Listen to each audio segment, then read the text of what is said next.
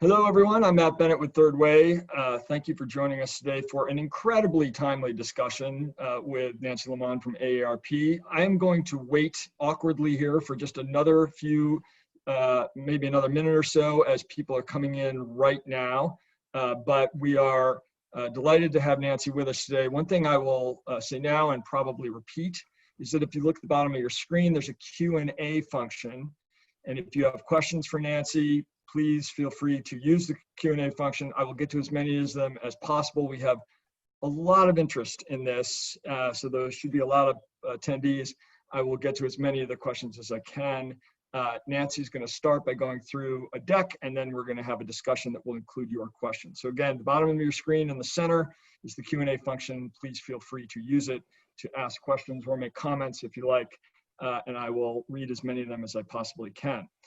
This is, I'm just stalling for time here as people come in, but this is an ongoing series the Third Way is running with people in and around American politics, some of them partisan, some of them, like today's guest, decidedly not partisan. We will not be talking about, partisan questions in this conversation. We'll be talking about older voters and how they are thinking and feeling from a strictly nonpartisan point of view. So with that, I don't want to punish people who are here on time, so let's go ahead and get started. My guest today is a friend of mine, Nancy LeaMond, who is the EVP and Chief of Advocacy and Chief Engagement Officer at AARP.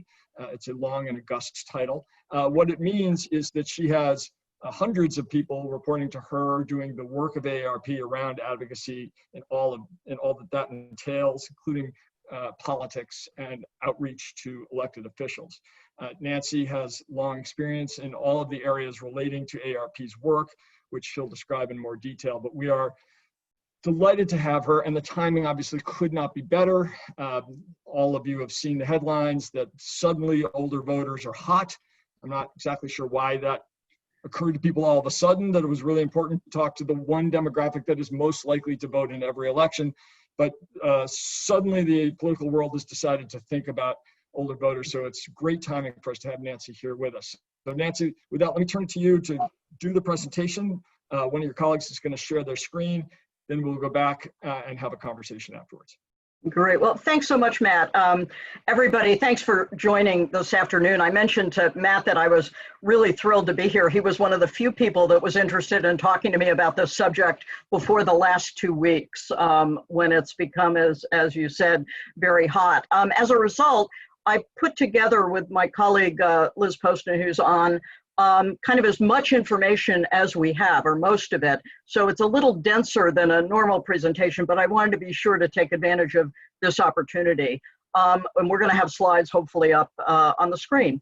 I'm going to walk you through 3 sets of things. The first is kind of 3 things you need to know about older voters generally, including their pre-pandemic views on key issues, which is important context on how they see the world today. Then I'm going to highlight 4 points to keep in mind about older adults right now, and then a few things, if we have time, about a subgroup I think will be critical this year, older women voters. So first, older Americans consistently vote in large number in election after election. There are more than 115 million Americans age 50 and over, and that's around 45% of the voting age population in the United States. But the 50 plus regularly make up more than half of the electorate. I think we're waiting for a slide. Deep dives into the voter file show that older voters were 56% of the folks who cast ballots in 2016 and 60% of the voters in the 2018 midterms. This year, exit polling shows that the 50 plus made up a majority of primary voters in every Super Tuesday state, ranging from 51% in Minnesota to 64% in Colorado. That's because older voters turn out at a much higher rate than younger voters. In 2018, 69% of Americans over 65, 62% of those 50 to 64-year-olds voted. And that's more than 30 points higher than younger voters aged 18 to 29. And in many of this year's Super Tuesday states, 2 or 3 times as many 65 plus voters were out there compared to those under 30. Second point we'd make is older voters are not a monolith or a lock for either party. Republicans shouldn't take them for granted, and the Democrats shouldn't write them off. The 50-plus swung for Donald Trump by about 7 points in 2016, driven by an 18-plus margin among white older voters. But older voters also powered the Democratic House takeover in 2018, when nationally the 50-plus favored Republican House candidates by only 2 points. That was 10-point erosion of support compared to 2014. Now, how the 50-plus vote depends a lot on who they are and where they live. In 2018, older African-American voters swung overwhelmingly Democratic, while older Hispanic Latino voters favored Democratic candidates by 20 points. Rural 50-plus swung heavily Republican, urban 50-plus went heavily Democratic, and the suburbs were jump ball, with older voters split 49 to 49. Competition was fiercest for the support of the older white urban men and older white suburban women. White urban men favored Democrats by 3 points versus a 20-point advantage for Democrats among white urban women. White suburban women leaned Republican by 2 points, while white suburban men voted Republican by 18 points. So you see a trend there. Third, to understand that the older voters care about a host of values and issues is really important, in addition to understanding fundamentally that Social Security and Medicare are consistently, every single year, every election, across every party affiliation, Medicare and Social Security are consistently top priorities. In terms of values, pre-COVID, a national survey that AARP conducted in December found high concern among older voters about America's standing in the world. Around 3/4 believe their generation has done good things, but a similar proportion was worried about the world they're leaving behind. And close to 3/4 also believe that Americans have more in common than they have differences. And this is a bit of a surprise given how divisive our culture and politics are these days. We know from other AARP research that older women particularly want leaders who know how to stand firm when necessary, but also work to find common ground, who are passionate about making things better for future generations and will fight for people like them. Now, on specific issues, before the COVID pandemic, healthcare was the top priority for older voters.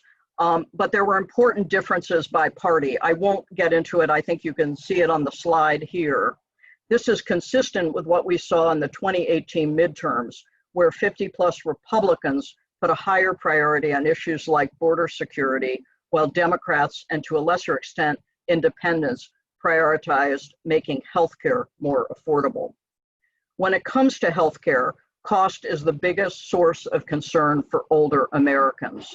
In our December survey, again pre-COVID, only half of the 50 to 64-year-olds said they could afford their health care. And remember, these are pre-Medicare folks who are feeling really squeezed. And while Medicare remains the backbone of health security for people over the age of 65, 30% of seniors said they couldn't afford their health care. Put that in perspective. These are people on Medicare. 30% of them say they are struggling to afford premiums, copays, and all things that the basic program doesn't cover. This is an issue that's so important that when we asked people what kind of world they wanted to leave behind, their top answer was making sure all people can afford the health care they need. It's almost impossible to overstate how important healthcare is as an issue, particularly for people over the age of 65. And then one last point about the pre-pandemic concerns. Back in December, the economy and jobs tied for 4th among the 50-plus as an issue they wanted policymakers to address after healthcare, immigration, and terrorism, tied with guns, the environment, and the national debt. No doubt this will change. 40% of older Americans say their financial situation and their confidence in living comfortably in retirement has declined since January. I don't think that's much of a surprise to anyone. Now, this brings me to what we know about the 50 plus during this pandemic. And AARP, as you know, is paying close attention to our members and our broader constituency through a host of national and state teletown halls, a call center, and our social media platform. And one thing I can tell you is older Americans are very engaged during this period. We're averaging 80 to 100,000 people on our teletown halls on various issues related to the pandemic. So getting into kind of what we know about them right now.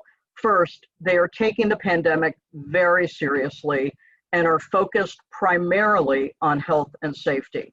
In addition to an overwhelming 91% concern about the coronavirus generally, the 50 plus are worried about themselves and their families. You can't have a conversation where people don't talk about their kids and their grandkids.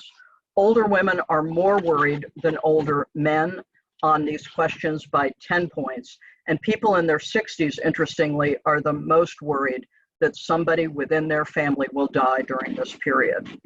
So they are taking precautions. Folks age 55 and above have been more likely than any other age groups to say they are doing things like avoiding trips outside their homes and staying at least 6 feet away from people in public places, also wearing masks. Most are worried very much about lifting restrictions too early. Close to 3/4 of people over 65 and 2/3 of the 50 to 64 say they are more worried about opening too quickly and the virus spreading than loosening too slowly and worsening the economy. And my recommendation to anybody who talks to us is keep watching these numbers. There are a lot of numbers out there on consumer confidence, but if you look at people this age and how they feel about going back out into the world, it's going to be a very telling statistic. Second, not surprisingly, they are also concerned about financial security. We're hearing from older Americans, particularly those 50 to 64 who have lost their jobs, depleted their savings, and are struggling to pay bills. And we have a lot of calls to our call center every single day of people waiting for their stimulus checks. Remember, this is, in addition to small business loans, the stimulus check is one interaction with the government a very substantial number of people, older Americans, are having.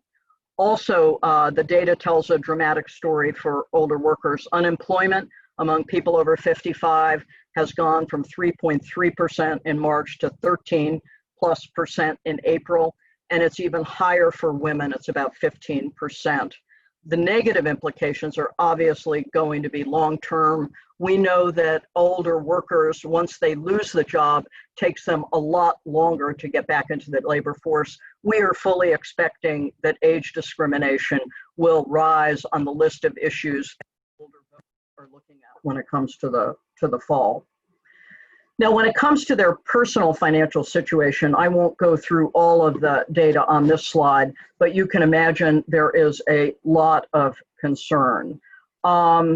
I also wanted to mention on the next slide that they're paying a lot of attention to both pandemic news and the presidential election. More than 90% of people over the age of 45 say they are closely following pandemic news, and that's 10 points higher than people in their 30s and 40s and 20 points higher to folks under 30. I mentioned to Matt earlier, if anybody wants to communicate with an older American, now is the time to do it. People are transfixed in terms of getting more information and knowing what is going on. 70% of the 65 plus and 62% of 50 to 64-year-olds say they are also paying a lot of attention to the election campaign. And again, that's dramatically more than younger people. If you're interested in reaching this particular constituency, television is a very good way to reach them, but they're also online, though they are not typically on Twitter. The slide shows where they're going to get their news, and so I won't go into that in great detail. Fourth point is older voters say that they are excited to vote. despite the pandemic. But the jury's out on how they'll vote and when they'll make their final decisions. Those of you who've talked to me in the past know that I usually make the point that people make up their minds early. The older you are, the earlier you make up your mind in an election. We're not sure that's going to be the case this time. The 65 plus are also by far the most enthusiastic about voting in November. In a May Politico Morning Consult survey, more than half over 65 say they are more enthusiastic about voting than usual. And again, this is in direct contrast to younger voters. So we have 65-year-olds who are watching the news, who are very engaged, and who are really looking forward to voting. Now, while voters age 65 and up have more experience voting by mail, they're also a bit more concerned than younger voters about fraud. And I wanted to make the point that I don't think this is just the result of the president talking about that a lot the last couple of weeks. This is something we've seen over a number of years. And part of it, I think, is that if you think of it, older people get a lot of mail scamming them. And so they have a little bit more concern about what they're getting in the mail. If you put it in the mail, does it get there? But there's no doubt that this level of enthusiasm in terms of voting and caution about going outside if there's still a virus is going to make the case for voting by mail even more important. We think there's a lot to do in terms of educating our constituency on this subject, and we're going to be active across the country. And then finally, I wanted to turn to a group that's of particular interest to us, particular interest to me maybe for obvious reasons, and that's older women voters. Nearly 37 women over 50 voted in the 2018 midterms, and that's 30% of all Americans who went to the polls. They often punch above their weight in the key battleground states like Michigan, Wisconsin, Arizona, and Florida, making up a larger share of the electorate than their proportion of the state's population. And as you can see from this slide, while older women make up around a quarter of the voting age population in these states, they accounted for close to or more than a third of actual voters. So older voters turn out, older women voters are even more likely to turn out. Most importantly, older women have the power to swing elections. Women 50 plus were key to the Democrats retaking the House in 2018, driven by overwhelming support for Democrats among African American women, 2/3 support among older Hispanic Latino women, majority support among older white college educated women, and a split decision among older white women in the suburbs, 48% Democratic, 50% Republican. In these anxious times, older women are perhaps the most anxious voters. They are more concerned than men about financial security and health care. They were that way before the pandemic, and based on polling we've seen, they'll be even more focused and more nervous moving ahead. Pre-COVID, there was a significant gender gap when it came to economic concerns. In December, we saw 48% of older men throughout the economy saying that the economy was on the right track compared to 36% of older women. That's 48 to 36. And as you can see from other metrics, women are typically more pessimistic than men. This makes a world of sense when you look at women, older women, and their experience. They've been harder pressed economically, typically, than men their age, and their financial security and retirement is not a sure thing. They've taken more time out of the workforce to raise kids and take care of family members. This is why paid leave, paid sick leave is so resonant. They have lower median incomes, their Social Security benefits are lower, and they have less money in their retirement accounts, if they have retirement accounts at all. They are also their family's chief healthcare officer, and many struggle to afford the healthcare they need. I won't go into details on the slide, but again, think how important healthcare was in 2018, and think of the kind of flip in the women's vote. So this is kind of generally what we have. We are happy to answer questions, and I think, Matt, as you and I have talked about for a long time, We think older voters are going to go to the polls. We think they're going to find a way to vote, even if they are afraid in the current pandemic. And mostly we appreciate the chance to talk about this with you and your following. Well, thank you, Nancy, and thanks for that amazingly helpful deck. Just want to remind folks, and for anyone who's joined us, the Q&A function at the bottom of your screen. You can type questions or comments for Nancy. I will get to as many of them as I can, but I'm going to start with a couple of my own. You talked a little bit about vote by mail, and you had some data that was mostly pre-COVID. It's really interesting insights about how older voters are subject to mail scams, so they can be skeptical. But given that vote by mail is now a health concern, do you think that that's changed the politics of the issue for this constituency? Well, fully around 48% of older adults have voted by mail at some point. And so it's not like it's a new thing. So I think given their tremendous concern about healthcare and whether it's safe to go out, coupled with what you saw, that very high level of enthusiasm to be part of the election, that vote by mail is going to kind of increase in popularity. We're also going to have a few states finish their primaries with mail, including my own state of Maryland. And so we're going to be able to see kind of what the results are. And as I said, we'll be doing education of our members in every state. I was really struck near the end there by the incredible prevalence of older women in battleground states. And one of the questions that people in politics always ask is there a big break between white college-educated women and white non-college women? In this cohort of older women, do you see that break? There is a break, and I don't have numbers in front of me, but we have seen a break.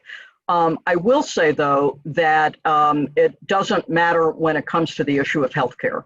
Healthcare is a transcendent issue. Virtually everybody is focused on the cost of healthcare.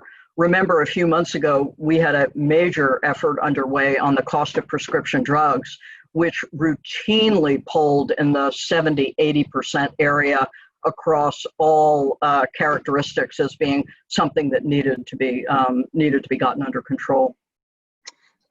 Let me just remind people again that we're starting to get a bunch of questions. The Q&A function in the bottom center of your screen, you can ask questions. Bear with me for just a moment. So one question we got was, as we're beginning to see reopening happening, and there's this kind of mask wearing has become almost a partisan issue, because older voters know that they bear the most risk. How has the question of mask wearing affected the community of older voters, to the extent that you know that yet? Because I know you haven't done a lot of the COVID testing of your members so far. Well, we haven't polled ourselves on this. The data we've seen from other polls where we've looked at the age breaks shows that if you're over the age of 65, the numbers are in the 70s and 80s about your concern about opening up too soon. And I would assume that part of that, there's a lot of support for social distancing. I would assume that that also covers masks. The other issue I didn't raise, you and I chatted about it a bit earlier, is the scandalous and heartbreaking situation in America's nursing homes right now. And fully a third of everyone who has died has either been a nursing home resident or staff member. And you know, if you're of a certain age, that has a very powerful impact on you. And I think all of the commentary about how to stem that devastation has been focused on social distancing and wearing masks. So I think older Americans are very focused on wearing masks. A question related to that came in. What's your sense of how eager the older voters are to reopen the country quickly? And does that break along regional or partisan lines that you know of? Yeah, we don't think it breaks along partisan lines so much at this point because the numbers are so large. Although it could, and I don't have geographic data. My guess is there will be some differences based on parts of the country. I can tell you, I talk to our members and volunteers all the time, and there are parts of the country where it is not. There are not as many cases. People are not as anxious. But I would say there is a caution virtually everywhere, and it's driven by age. So you think older voters tend to be more cautious about opening than the rest of the voting population? They definitely are. Based on the polling that we have seen, they are more cautious, and they typically side with, we need to be sure that there's no great health risk versus the economy needs to reopen, and I want to, resume my life. Now, as you know, we divide older voters by the category of 50 to 64-year-olds and over 65, in part because of our membership. People, especially over the age of 65, are nervous. People 50 to 64 have to weigh, of course, the question of being able to get back to jobs and do that along the way. Right. You noted in your presentation that older voters generally decide in elections earlier than others. Yeah. But this time might be different. Why do you think this time might be different? Well, I'm speculating that with the world turned upside down, that may not be the case. We have usually seen numbers where a very large percentage of older voters decide in the spring, maybe after the primary season, how they're going to vote in the fall election. The last set of polls we did showed that people made up their mind before Labor Day, going to the polls. This is, again, in a different world. I feel as if we are in such a topsy-turvy environment that things are not settled, and people are really, really looking at, in the case of the presidential race, both candidates very carefully, and in Senate races as well. It's so interesting that they decided so early in 18. One of the storylines about 2016 that you hear is that it was the late deciders that really swung the election to Trump at the end. Do you have any sense of to what degree older voters played in that late decider camp, or were they mostly made up their minds ahead of time? In the Trump election, we'll have to get back to you unless Liz Poston is on. I don't know if Liz has data on this. Do you, Liz? No, I don't think for 2016. I think I know we were really looking at in 2018, it was saying at least a month ahead of the election, but we can check. Yeah. So all of you on this call who are media consultants, pay attention. You better start buying soon if you want to reach a third of the electorate in the battleground states. Do you see this group, given that there's heightened anxiety, do you see them trending towards incumbents, and not just Trump, but incumbents in general, the kind of don't change horse midstream in the middle of a crisis, or are they going to react the other way? Do you have any sense of that yet? We don't have any sense of that. There is tremendous anxiety, but there's also tremendous concern about, I hate to, sound like I'm beating the proverbial dead horse, but healthcare. Mm-hmm. And we just don't know how we're coming out of this COVID period and how people are going to think about it. One other piece on healthcare that we haven't talked about is we know that a very substantial number of people, older folks, have put off going to the doctor for some very serious conditions during COVID. When they get back in, they're worried, will my insurance cover that? I know COVID-related things will be covered. Are there going to be changes in my insurance? And so I think healthcare is going to continue to grow in a lot of different dimensions over the next few months. Of course, in the presidential race, the two candidates are going to both be in their mid to late 70s. But during the primary, there was a lot of talk about whether Joe Biden was simply too old to be president, and a lot of speculation about whether older voters would either punish other candidates for intimating that he's too old, or reward them because they thought, well, I couldn't be president. It's too tough a job for me to do at this stage of life. Do you have any sense of how older voters think about age in candidates generally? Our experience has been that our members tell us that they're very focused on where the candidates stand on issues and whether they're going to deliver for them. It's very clear from the Super Tuesday data, and I think Liz may have it, that Joe Biden did very, very well with older voters in all of those Super Tuesday primaries. So it was pretty clear that people were very comfortable with someone of his age. And of course, Donald Trump carried older voters by around 53 to 44% the last time around. And on that point of kind of affinity versus the opposite, given the importance of older voting women, do they have a preference that you've seen in data for female candidates, or is that just not a thing for older voters? No, we've seen it really across the board. Of course, everyone harkens back to the Trump-Clinton race, but we look at, for example, Senate candidates, and virtually every sitting senator was elected having carried older voters, whether you're male or female. So clearly older voters are comfortable voting for women candidates. Let me remind our guests that there's a Q&A function at the bottom of your screen. Please feel free to type in a question and we'll get to as many of them as we can. We have one question here.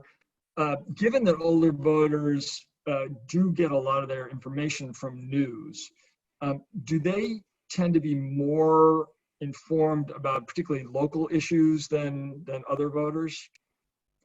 They do, and they are, in terms of even local elections, they're something like 5 or 6 times more likely to vote in a local election than somebody who's younger. They do follow local news a lot, and they're following it even more now. And so they are devouring local news. They also watch TV, they watch the networks, and they watch cable. And more people watch Fox than the other networks, but they do watch a lot of TV. We talked some about how the old perennials of Social Security and Medicare are still the most important, along with healthcare generally, to older voters. Those are not issues that got a lot of attention during the primaries. They're not issues that President Trump talks about very much. They're obviously not issues getting a lot of airtime at the moment, given the kind of twin crises.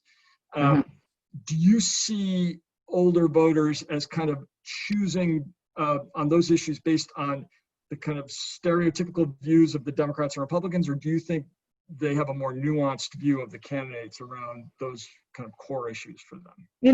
My guess is they do have a nuanced view of the candidates. Remember, President Trump broke from traditional Republican campaigns by saying emphatically that he would not cut Medicare and he would not cut Social Security.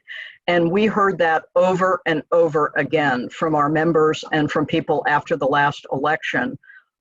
So often candidates give very complicated, nuanced proposals on Medicare and Social Security, and they don't understand that people understand their cuts. They just don't call them that. And so his very emphatic statements were very, very powerful. I think this time around, even though I think for most of us, we don't think Social Security and Medicare have been discussed at all. If you remember in one of the early pieces of legislation on COVID, there was a kind of payroll tax holiday. It has to be repaid, and it's not going to cut Social Security benefits. But you'd be surprised at how many people we heard from during that period who knew that something had happened related to payroll taxes and wondering if it was going to affect Social Security. I wouldn't be surprised if that gets raised again in the context of the election. On Medicare, I think there have been a number of stories, and again, we started to hear from our members about how with fewer people paying taxes, with unemployment being as high as it is, what impact is it going to have on the trust funds for both Medicare and Social Security? As you know, Medicare is a few years out, Social Security is in the early 2030s. I think that is going to crop up, and my guess is some candidates are going to push to make it an issue. The resonance of Social Security and Medicare can't be overstated. We did polling in 2018, I think it was, in Florida, right after the shootings, the terrible shootings, and we put gun control on a list of issues. And gun control, in terms of something people cared about, was at like 55 or 60%. Medicare and Social Security were still at 70 and 80%. Same in Arizona during the caravan issue. We put immigration on a poll. People cared about immigration, but again, Social Security and Medicare right at the top of the list. Problem is, it comes that way all the time, so people don't find it interesting. But it is interesting if you're trying to capture the minds and hearts and votes of older Americans. One issue that we haven't talked about, it showed up on your slide under interest to Democrats, is climate change. Right. To what extent do you think older voters are thinking about climate change as they're considering their vote? Is that just not in their top list of concerns if they're not kind of hardcore Democrats? You know, let me refer to kind of some conversations pre-COVID. Historically, climate change has not been a leading issue for older Americans. However, over the last few years, we've seen a bit of a shift. And the shift has come, in my view, I don't know that we have substantial research on this, from natural disasters, from flooding, from fires, all of these kinds of occurrences that have affected communities, have taken people out of their homes, have kind of hurt their day-to-day existence. And we tended to hear much more from our members about natural disasters and how they might be tied to climate issues. So my guess is that there is a shifting mentality about it. And it does show up, not as high as I want to leave a good healthcare system to my kids and grandkids, but it does show up as important. There's a great question that came in. You talk to people all the time about perceptions about older voters. What is the one thing that people get wrong the most about this cohort of voters in your experience? I think right now that they are solidly in one camp versus another. I talk to particularly a lot of Democrats who say, well, older voters are just going to vote Republican. And you know, we point out that that wasn't the case in 2018, and it's not the case for virtually every Democratic senator who got seniors to vote for him. I think that is kind of the single biggest thing that strikes me.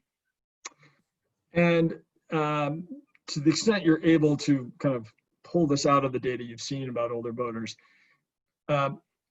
what do you think, what do they fear the most? Do they believe that there's going to be a party that takes over and slashes Social Security and Medicare? I mean, is there something very concrete that they're the most worried about that elected officials or politicians would have to alleviate if they're going to win their votes? You know, I don't know the answer to that. There's a lot of economic anxiety, and for older folks, economic anxiety is anxiety about healthcare costs. You know, I point out all the time that if you're over the age of 65, Medicare is a big economic issue for you, not just a healthcare issue. So I don't really know. You've reached on if I can say, because I know we're getting towards the end of our time, there have been so many questions that have been so good and so interesting. And we are going to be doing a very substantial amount of polling down the road. I'd love to hear from people of the kinds of things that you really want to know. You know, we always have a set of things we want to know, but we don't look at the world the way other people do all the time. So it'd just be wonderful to get some additional free consulting from people who've taken time to be here today. What's the best way to reach you or one of your colleagues with ideas? Easy. First initial, last name, LeaMond at AARP.org. Excellent. Well, take her up on it because that could be very powerful. One question quickly, logistics is a lot of people asked if a copy of the deck could be made available. I don't know if you make that public or not.